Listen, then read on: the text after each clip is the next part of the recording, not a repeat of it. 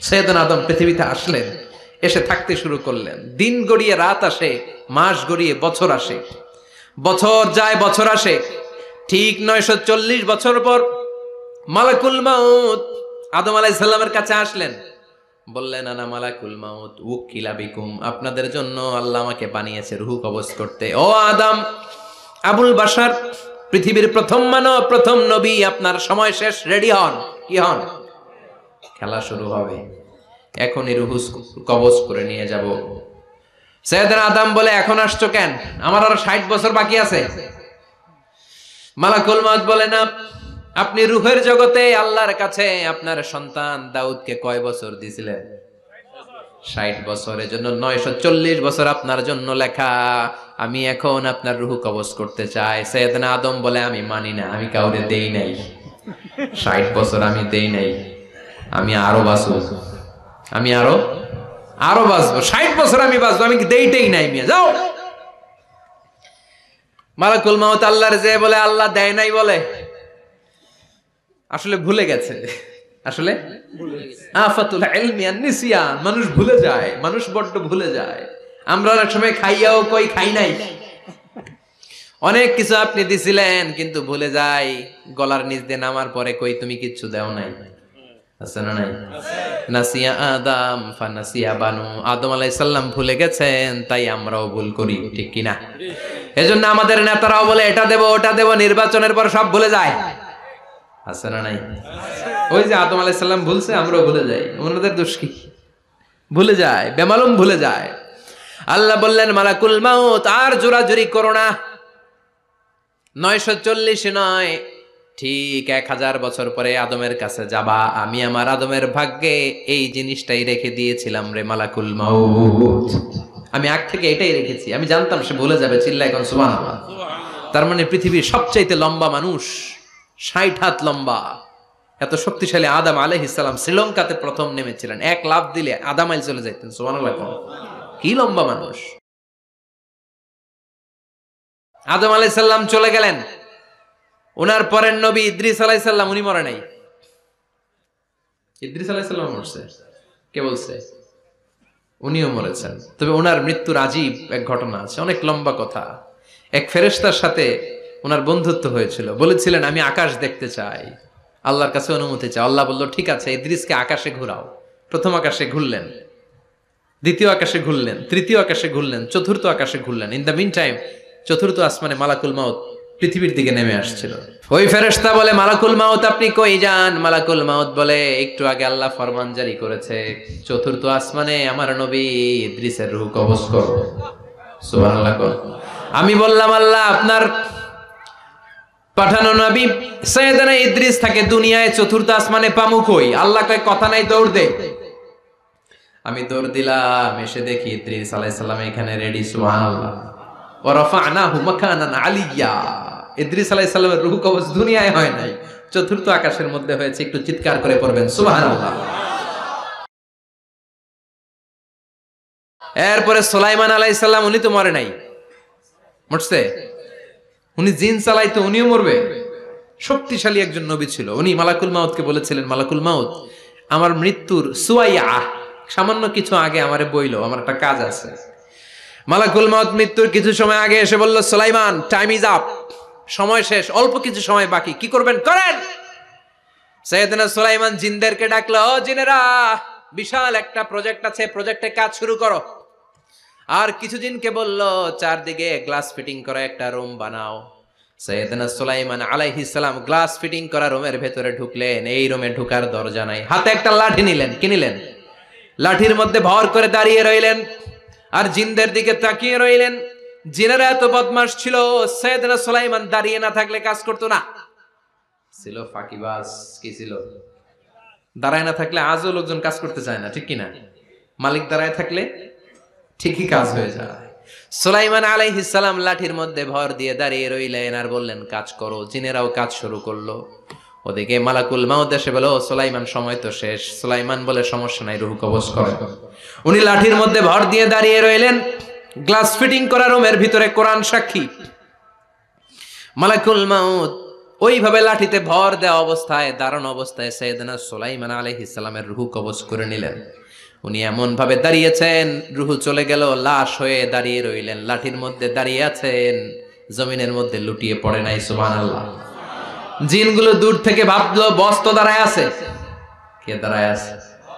জিনেরা মনে করছে বস দাঁড়ায় আছে, কাজ করতে হবে। করতে করতে পুরা প্রজেক্টের কাজ শেষ। ইন দ্য মিন টাইম ঝিঝি পোকা, উই পোকা, যেই পোকা কাঠ খেয়ে ফেলে, এই কাঠ খাওয়ার পোকা সুলাইমান আলাইহিস সালাম লাঠির ভেতরে ঢুকে লাঠিও খেয়ে ফেলেছে। সাইয়েদনা সুলাইমান আলাইহিস সালাম ধপাস করে জমিনে পড়েছে। আর জিনেরা কয় হায় হায়, খালি খালি কাম করছে এতদিন। সুবহানাল্লাহ কইবেন না? সুলাইমান আলাইহিস সালাম বাঁচতে পারে নাই, চলে গেলেন। মুসা আলাইহিস সালাম মরছে? উনি মরবে কেন? উনি তো খালি মারে। মরছে?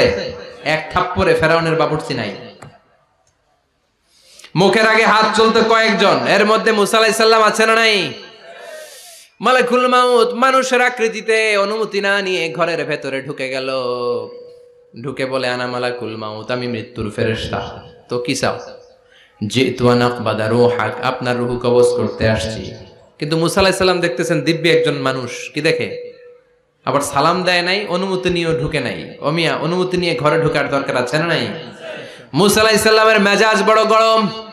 উনি বললেন কি করবি? কয় আপনারে মারবো। কয় এদিকে আয়। মালাকুল মাউত মনে মনে ভাবে এতদিন সব মানুষগুলো আমারে দেখলে দিত দৌড়, আজকে মনে হয় আমারে দিতে হবে দৌড়। এক পা আগায় দুই পা পেছায়, সাহস করে সামনে গেলেন। আবার মুসা আলাইহিস সালাম দিলেন এরকম থাপ্পড়। ফাসাক্কাহু ফাফাকু আইনা, বুখারীর বর্ণনা, এক থাপ্পড়ে চোখ নাই। ঠিকই মালাকুল মাউত দৌড়, এক দৌড়ে আল্লাহর কাছে।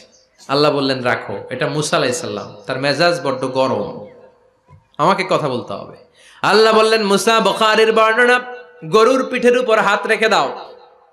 রাখা হলো।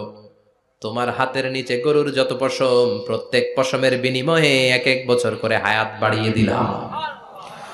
মুসা আলাইহিস সালাম অনেক চালাক নবী। উনি বললেন আল্লাহ, আমার হাতের নিচে যদি গরুর 2000 পশম থাকে, তার মানে 2000 বছর হায়াত বাড়িয়ে দিলেন। কিন্তু এক্সট্রা হায়াত যখন শেষ হয়ে যাবে এরপরে কি হবে? আগে ওইটা বলেন। আল্লাহ বললেন সুম্মাল মাউত, তারপরে তো মুসা মরতেই হবে, আসতেই হবে।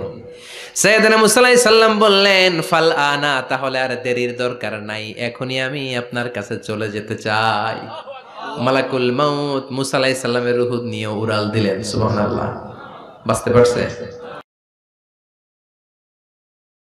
বিশ্বনবী মরে নাই, উনি ইন্তেকাল করেছেন। চিল্লায় এখন ঠিক কিনা?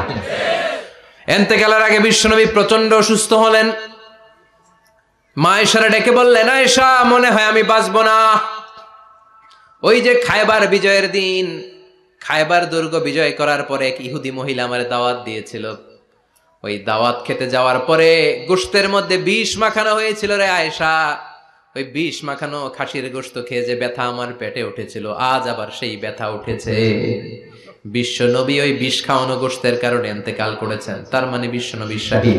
জামা আল্লাহু বাইনা নবুওয়া ওয়া শাহাদা, আল্লাহ বিশ্ব নবীকে শুধু নবী বানায় নাই, শহীদ হিসেবে কবুল করেছে। সুবহানাল্লাহ কইবেন না? প্রচন্ড অসুস্থ, উনি ছাড়া মসজিদে নববীতে কেউ ইমামতি করার সাহস পায় না। বিশ্বনবী বললেন আবু বকর তুমি যাও, আবু বকরও যায় না। বিশ্বনবী বললেন পানি আনো। বিশ্বনবী পানি দিয়ে ওযু করলেন। ওযু করে কয়েকজন সাহাবীকে ধরে উঠতে চাইলেন, আবার ধপাস করে বেহুশ হয়ে পড়ে যায়।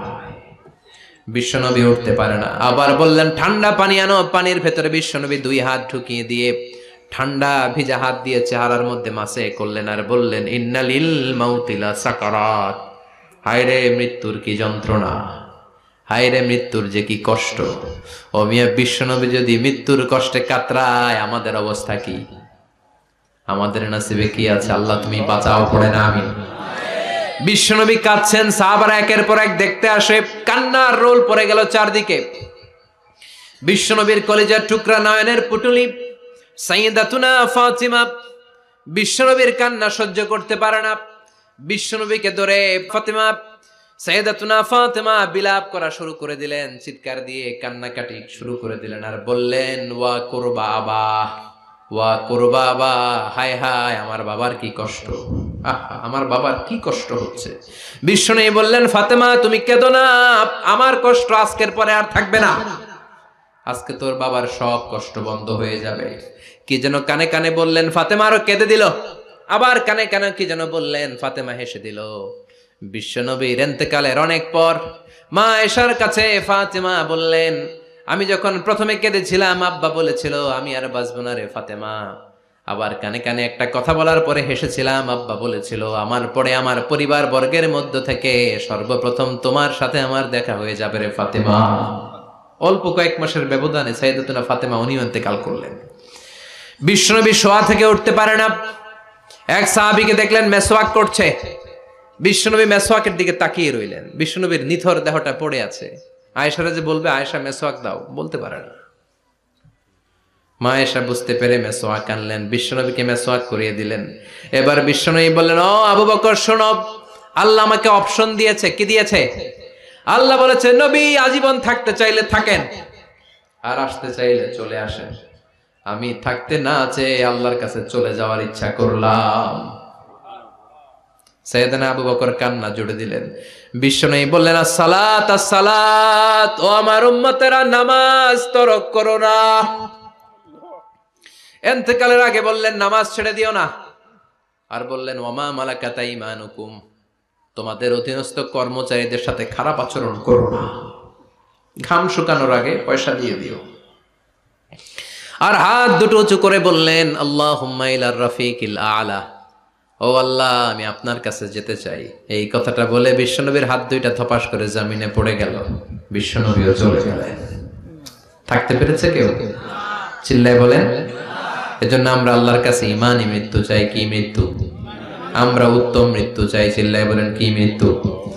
এজন্য মরণের আগে ঈমান নিয়ে মরার দরকার আছে না নাই? নিয়মিত ইউটিউব ভিডিও দেখতে সাবস্ক্রাইব করুন। নতুন নতুন ভিডিও পেতে ঘন্টা বাটনটি চাপুন।